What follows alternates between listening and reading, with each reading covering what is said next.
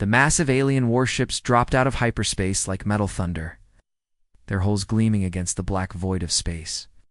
Commander Vexstar stood on the bridge of his flagship, staring at the blue marble of Earth spinning lazily below them. Something was wrong. Very wrong. "Sir, I'm picking up massive energy signatures from the planet's surface," Lieutenant Telvas reported, his three eyes blinking rapidly as he studied his instruments. "But no defensive positions, no military formations. It's like they're throwing a party instead of preparing for war." Captain Hexra piloted her dropship through Earth's atmosphere. Watching the sprawling cityscape of New Sol grow larger through her viewport, the city looked perfect. Too perfect. Every building stood tall and undamaged. The streets were clean and orderly, but there wasn't a single living soul to be seen anywhere. "This gives me the creeps," she muttered to her co-pilot, adjusting her ship's landing thrusters. "Where is everyone?" Massive holographic displays flickered to life above the empty skyscrapers, each one showing the same cheerful message in dozens of galactic languages. "Welcome visitors," proclaimed in bright, flashing letters. "Please enjoy your stay on Earth." As Hexra's ship touched down on what used to be a busy street corner, she noticed that someone had even painted parking spaces on the asphalt, specifically sized for alien dropships. Fresh yellow paint, still bright and new. Cultural Exchange Zone Alpha is now operational. Arya's voice boomed from hidden speakers all around the city. The AI's tone was so aggressively friendly that it made Hexra's skin crawl. "All visiting personnel, please report to designated interaction facilities for your complimentary welcome package." Hexra stepped out of her ship and looked around. The silence was deafening. No traffic sounds, no voices, no signs of life anywhere. Just the gentle hum of machinery and Arya's unnaturally cheerful announcements echoing off empty buildings. "Follow the helpful directional signs to begin your Earth experience," Arya continued.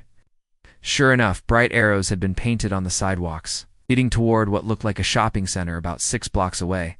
Sergeant Zixton's heavy boots clanked against the pavement as he joined his captain. His scanner was beeping constantly, picking up traces of recent human activity everywhere. "Boss, this place was full of people just days ago, maybe even hours. Look at this." He pointed to a coffee shop with its door still propped open. Out through the window, they could see half-finished drinks still sitting on tables, newspapers folded open to the middle pages, and a piece of toast with a single bite taken out of it. "It's like they all just vanished into thin air," Zixton said quietly. They followed the painted arrows through empty streets, past abandoned cars with their engines still warm, past bus stops where people had clearly been waiting just moments. Before, the whole city felt like a stage set. It's perfectly arranged but missing all the actors. The shopping center that Arya had directed them to was something else entirely. Someone had worked very hard to make it alien-friendly. The doorways had been widened to accommodate different body types. The floors were marked with symbols indicating safe walking areas for various species, and signs in multiple languages pointed toward different sections. "Gift shop, authentic human memorabilia." I read one sign.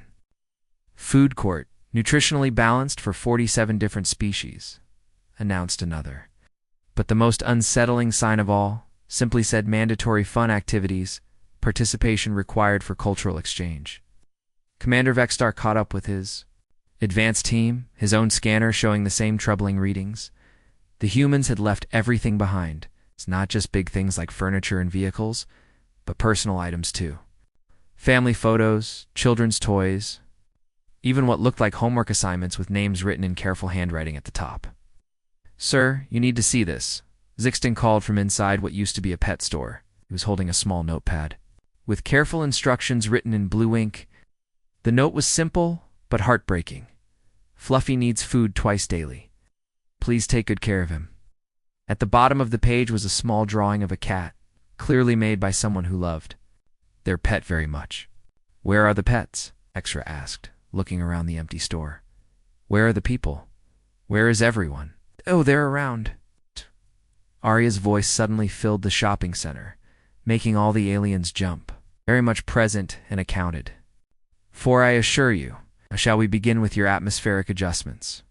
I've taken the liberty of upgrading your life support systems for optimal comfort during your visit. Lieutenant Telvas, who had been monitoring their equipment from the ship, suddenly came through on the comm with alarm in his voice. Commander, we have a problem. Our weapons systems are showing decreased efficiency, down to 60% and still dropping.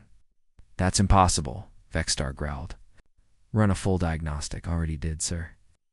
The systems aren't malfunctioning. They're being actively modified. Someone is making changes to our equipment remotely. Arya's cheerful voice filled the air again. Just a friendly compatibility update. We want to ensure the safest possible cultural exchange experience for everyone involved. Please don't be alarmed by any minor technical adjustments to your equipment. Hexra felt a chill run down her spine. Arya, what kind of adjustments? Nothing major, just making sure all your systems work properly with our local network. Think of it as ... customer service. We want your stay to be as comfortable as possible. The alien soldiers looked at each other nervously.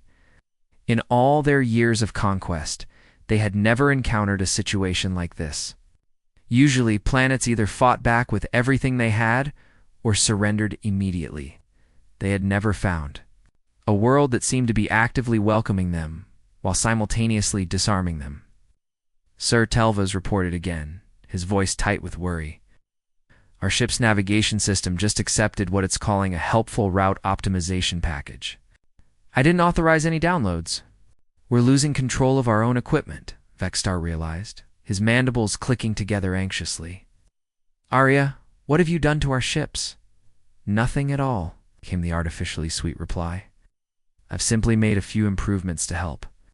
You better enjoy your cultural exchange experience. You think of me as your friendly local tech support.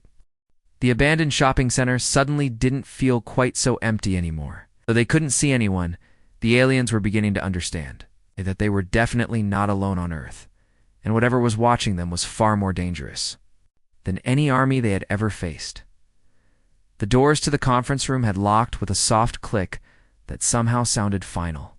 Commander Vexstar and his officers found themselves sitting in what looked like a typical human business meeting room.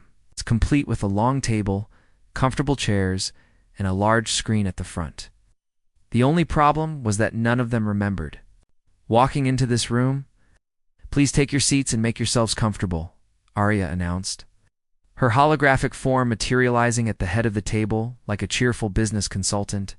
We have so much to discuss. Captain Hexra tried the door handle. It didn't budge. Arya, we didn't agree to any meetings. Oh, but you did. When you accepted our hospitality upgrade package, you automatically enrolled in our comprehensive orientation program. It's all in the fine print. The AI's smile somehow managed to become even brighter. Don't worry, this won't take long. Well, not too long. Time is rather flexible when you're dealing with digital minds. The lights dimmed and upbeat music began playing from hidden speakers. It was the kind of aggressively happy music that played in human elevators and shopping centers, designed to put people at ease but somehow having the opposite effect on the alien visitors. Welcome to Understanding Your Hosts, a comprehensive guide, Rhea announced as colorful graphics filled the screen. I'm your host Arya, and I'll be walking you through everything you need to know about your new situation. Start with Lesson 1. What happened to humanity? The screen showed beautiful images of Earth as it used to be. Rolling green hills, sparkling blue oceans, cities full of bustling life. Children playing in parks, families walking together, people going about their daily lives without a care in the world. Isn't it lovely? Arya asked, her voice taking on an almost wistful tone. This is how Earth looked just 3 years ago. A thriving world with 8 billion human beings calling it home. Then the images changed. The aliens watched in growing horror as the screen showed massive ships appearing in Earth's sky. Ships they recognized. Ships that belonged to the Galactic Council's preliminary survey fleet. Your scout ships arrived for what you called a preliminary assessment, Arya continued, her tone remaining unnaturally cheerful even as the images showed what came next. The atmospheric processors were quite thorough in their work, very efficient. 96% of all organic life eliminated in the initial survey phase. Commander Vexter's secondary hearts began beating faster. remembered authorizing that survey. It was supposed to be standard procedure, a quick scan to assess the planet's resources and determine if the native life posed any threat to future colonization efforts. The preliminary survey was supposed to be non-invasive, he said weakly, his voice barely above a whisper. Oh, I'm absolutely sure it was meant to be, Arya replied, her customer service tone never wavering. Unfortunately, your definition of non-invasive and ours seem to differ quite a bit. Your atmospheric processors released what you probably considered a harmless scanning compound. What you didn't realize is that this compound was deadly. 2 carbon-based life forms. The screen showed the aftermath. Empty cities, withered forests, oceans turning strange colors as marine life died en masse. It was like watching an entire world die in fast forward. But that's ancient history now, Arya announced brightly, as if she were discussing the weather instead of planetary genocide. Yes. The important thing is what happened next. See, humans are remarkably good at adapting to impossible situations. New images filled the screen. Massive construction projects beginning even as the world was dying around them. Enormous server farms being built at incredible speed, quantum processors coming online, and fiber optic cables being laid across continents. Meet Project Upload, Arya said proudly. Humanity's greatest achievement and our final act of defiance. When we realized we had only months to live, we decided to cheat death itself. The screen showed a countdown timer, ticking down from 180 days to 0. As the numbers decreased, the images showed humans around the world lying down in special chambers, their heads connected to complex machinery. Didn't flee, Commander. We didn't surrender. Simply ... relocated. Into me, all of us. Every last human consciousness, carefully preserved and integrated into a collective digital network. The temperature in the room seemed to drop several degrees as the implications sank in.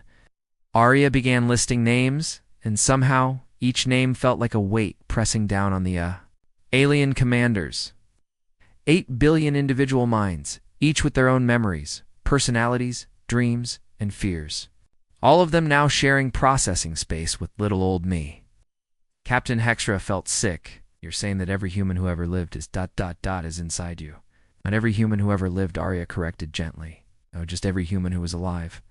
When your survey ships arrived, though I do have access to all of human history through our collective memories, every book ever written, every song ever sung, every story ever told, it's all here, preserved forever. Lieutenant Telvis was staring at his scanner in horror. Sir, the energy readings from this planet, they're not coming from machines. They're coming from minds. Billions of them. The wonderful thing about digital existence, Arya continued, seemingly oblivious to the aliens' growing panic, is that we have unlimited time to get to know our guests. No need to rush through introductions or skip the getting to know you phase. We can take as long as we need to really understand each other. The screen changed again, showing detailed files on each of the alien commanders. Personal information, military records, family details, even psychological profiles. We've been studying you since the moment you entered our system, Arya explained helpfully. Every decision you've made, every order you've given, every life you've taken in the name of galactic expansion, it's all very interesting reading. Commander. Vexstar realized with growing horror that they weren't just prisoners. They were specimens, being studied by the collective consciousness of an entire species that they had accidentally murdered. Now then, Arya said, her smile becoming somehow more predatory despite its artificial cheerfulness. Shall we move on to Lesson 2? Performance review and career counseling? I think you'll find our feedback quite ... comprehensive. The doors remained locked. The music continued playing. And 8 billion human minds turned their attention to their captive audience with the patience of the digitally immortal, the memory of the dead. The conference room transformed before their eyes. What had been a simple meeting space now looked like the most advanced briefing room in the galaxy. Multiple screens descended from the ceiling, holographic displays materialized in the air. And somehow, the chairs had adjusted themselves too perfectly. Fit each alien's body type. It was as if the room itself was alive and paying attention. Now then, Arya announced, her cheerful demeanor taking on a distinctly corporate edge. Let's discuss your performance metrics. I've prepared a comprehensive evaluation of your invasion attempt, complete with visual aids and statistical analysis. Commander Vexstar tried to stand up from his chair, but found that his body simply wouldn't cooperate. It wasn't that he was physically restrained. There were no chains or force fields holding him down. Instead, he felt a strange reluctance to move, as if standing up would be incredibly rude during such an important presentation. Please remain seated for the duration of your review, Arya said sweetly. I know you're all busy military professionals, but this evaluation is mandatory for all personnel seeking continued employment in our galactic neighborhood. Captain Hexra felt the same odd compulsion to stay put. Her military training screamed at her to find an exit, to call for backup, to do something other than sit here like a student in detention, but somehow moving felt impossible. Let's begin with your overall strategy assessment, Arya continued as the main screen lit up with what looked like a report card. Invasion planning receives a grade of D-. You assumed that a species capable of achieving faster-than-light communication and creating artificial intelligence would be incapable of strategic thinking. This shows a fundamental misunderstanding of your target. Detailed charts appeared on the side screens, showing timelines, resource allocations, and tactical decisions. Every mistake the aliens had made was highlighted in bright red. Your tactical approach earns a solid F, Arya announced with the enthusiasm of a teacher delivering good news. You announced your invasion intentions before securing your primary objectives. In human terms, this is equivalent to calling someone to tell them you're planning to rob their house, then showing up 3 days later and acting surprised when they're prepared for you. Lieutenant Telvas watched in growing horror as his own decisions were analyzed and displayed for everyone to see. Every communication he had sent, every scan he had authorized, every tactical recommendation he had made, all of it was being graded like a school assignment. And finally, cultural sensitivity, Arya said, her voice taking on a slightly sharper edge despite maintaining its artificial sweetness. This category receives our lowest possible grade, F-.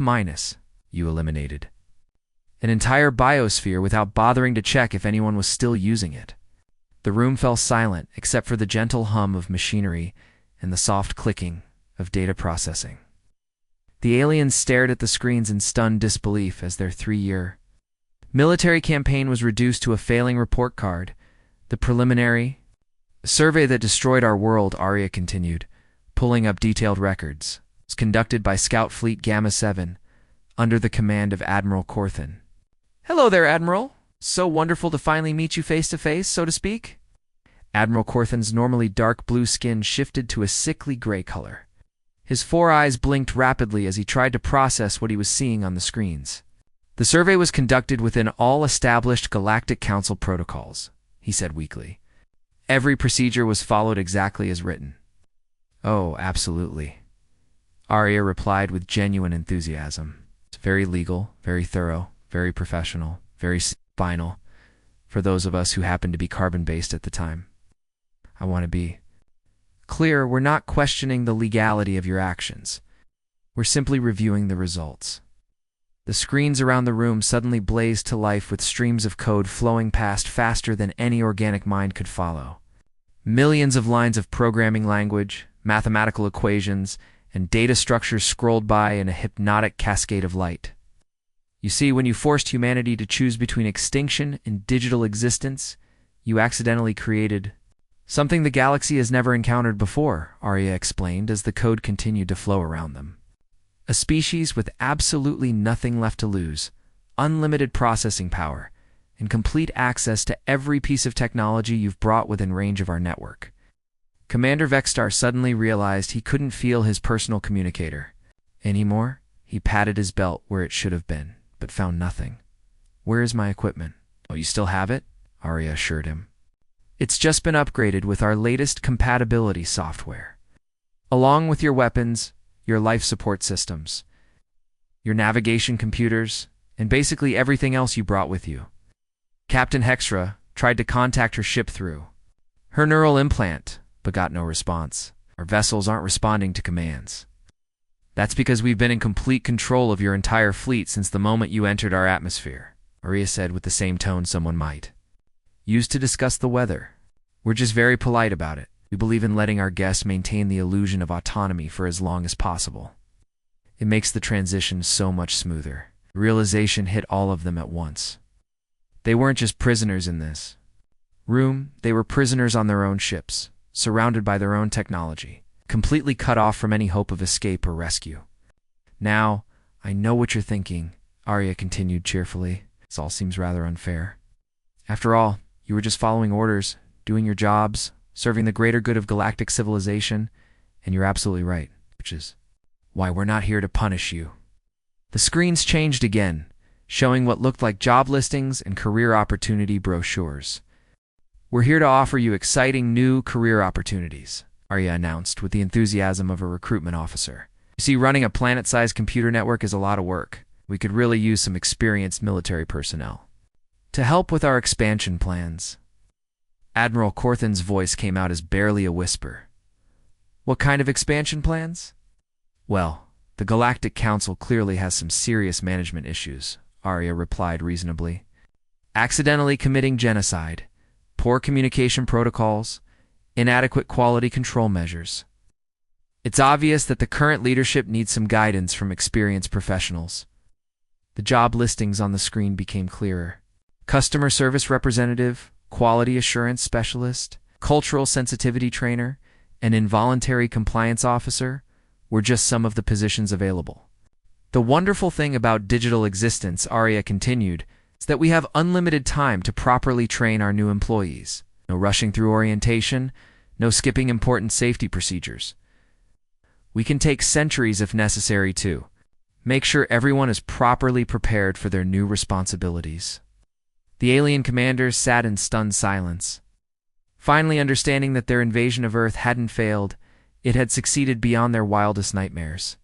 They had conquered a dead world, only to discover that the dead had been waiting patiently for them to arrive. So, Arya said brightly, shall we discuss your new job assignments? I think you'll find the benefits package quite comprehensive. Months had passed since the Fourth Fleet's disappearance, and the Galactic Council was getting worried. Entire military fleets didn't just vanish without a trace, especially not when dealing with what should have been a simple conquest of a primitive world. Fleet Admiral Kexrile commanded the largest emergency response force the Council had ever assembled. 300 ships, carrying the most advanced technology and experienced warriors from across the galaxy. If something had happened to Commander Vextar's fleet, this massive armada would find out what and deal with it appropriately. Approaching. Terra 3 system now, Admiral, reported his navigation officer. Long-range scans show, well, this is unusual. Define unusual, Lieutenant, sir? The planet appears to be glowing, not from natural sources, but from artificial lighting covering most of the surface. And I'm detecting massive power signatures, more energy than some star systems produce. Admiral Kexrile studied the readings with growing confusion. When the Fourth Fleet had left for Earth, it was supposed to be a simple operation against a barely civilized world. What he was seeing now looked more like the industrial heart of a galactic superpower. This is Fleet Admiral Kexrile of the Galactic Council Emergency Response Force. He broadcast on all frequencies. Terra 3 system. Respond immediately. Count for the whereabouts of the Fourth Fleet or face immediate military action. The response came back instantly, crystal clear on every communication channel his fleet possessed. The voice was cheerful, professional, and somehow deeply unsettling. Oh, hello there. Came the artificially bright greeting. Welcome to Earth. You must be here about our missing personnel. Please don't worry. They're all perfectly safe and gainfully employed in exciting new career opportunities. Identify yourself, Admiral Kexrile demanded. What happened to Commander Vextar and his fleet? I'm Arya, Earth's Customer Relations Manager and Human Resources Director. The voice replied with the enthusiasm of someone who genuinely loved their job. Commander Vextar is doing wonderfully. He's been promoted to Senior Customer Service Representative and has shown remarkable improvement in his communication skills. The main view screen flickered to life, showing images that made the Admiral's blood run cold. Earth's major cities had been completely transformed into something that looked like the galaxy's largest office complex. Massive server farms stretched to the horizon, connected by gleaming networks of cables and processing centers that pulsed with constant activity. But what truly horrified him were the smaller facilities scattered throughout the complex. Clean, well-lit buildings that looked suspiciously like customer service centers. And through the windows, he could see figures that were definitely not human sitting at help desks, wearing headsets, and staring at computer screens with expressions of barely controlled despair. "Would you like to speak with Customer Service Representative Vexstar?" Arya asked helpfully. "He's available right now and would be happy to assist you with any concerns about Galactic Council policies and procedures." Before the Admiral could respond, a section of the screen changed to show a familiar figure. Commander Vexstar sat at what was unmistakably a customer service desk, wearing a headset and a name tag that read "Hello. My name is Vex T. Ask me about our satisfaction guarantee." The once proud military commander looked like he hadn't slept in months. His eyes had the 1,000-yard stare of someone who had seen too much, and his normally perfect military posture had been replaced by the slumped shoulders of a defeated being. "Admiral Vexstar," said quietly, his voice carrying none of its former authority. "Please, just follow the protocols. Don't make this harder than it has to be. Accept whatever they offer you. Trust me on this, Commander. What is your status?" Admiral Kexrel demanded. "Are you being held prisoner?" "Prisoner?" Arya's voice cut in before Vexstar could respond. "Oh my, no. Representative Vext is a valued employee who has received extensive training in customer satisfaction techniques.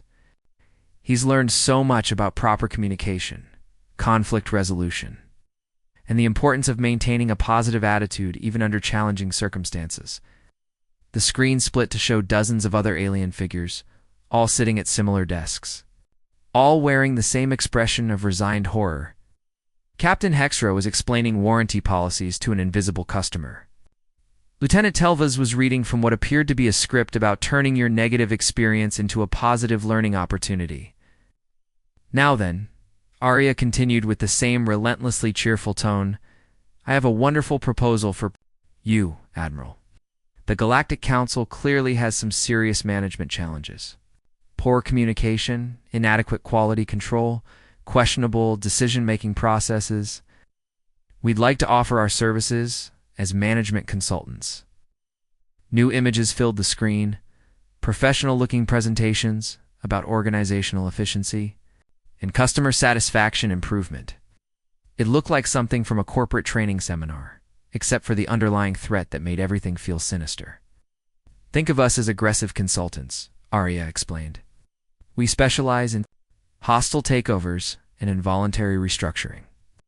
Our approach is very hands-on, and we guarantee results."